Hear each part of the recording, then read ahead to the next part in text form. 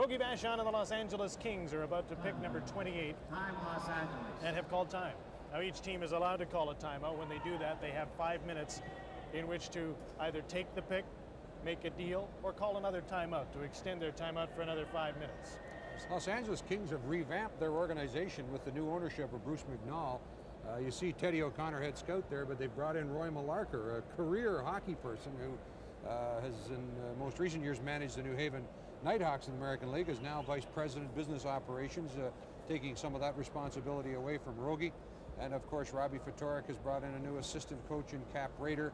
They have certainly revamped the organization, moved it out from under the umbrella of Dr. Buss's basketball team, and hopefully will cease to be the weak sister of the Los Angeles Lakers and become the bona fide NHL franchise and get the kind of presence and acknowledgement that they should. This is the time when you start looking at Central Scouting's first round ratings and you see some of the leftover names. Serge Engelhardt, Paul Holden, Adrian Plavsic. Let's go down on the floor right now. Paul Romanek is standing by, I believe, with Robbie Ftorek.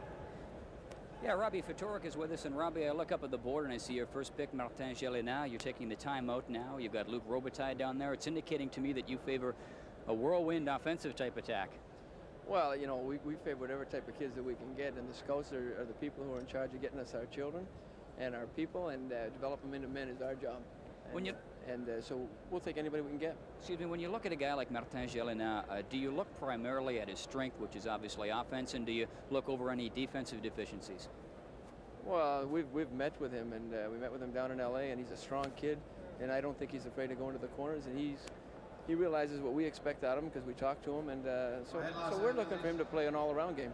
Thank you. You're welcome. From the London Knights, Paul Holden. Los Angeles selects from London, Paul Holden. Paul Holden was ranked 14th by Central Scouting.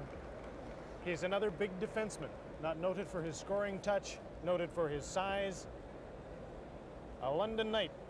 And defenseman Paul Holden, one of a few, as you pointed out, Bob, that are still left from the first round rankings, like Serge Engelhardt, Adrian Plavsic, still available, and one of them is now gone. That's Holden to Los Angeles. Interesting story there. I guess it was the 1984 draft that Trent Yanni was ranked 17th and was overlooked for 2.5 full rounds. He was taken in the 3rd round, and the story doesn't have to be retold. He's now become one of the bona fide first or second best defenseman on the Chicago Blackhawks, and it may be disappointing in the short run to Paul Holden because he didn't go in the first round, but it's only a matter of timing, and I'm sure that using the Trent Yanni example, he's got a great deal to look forward to.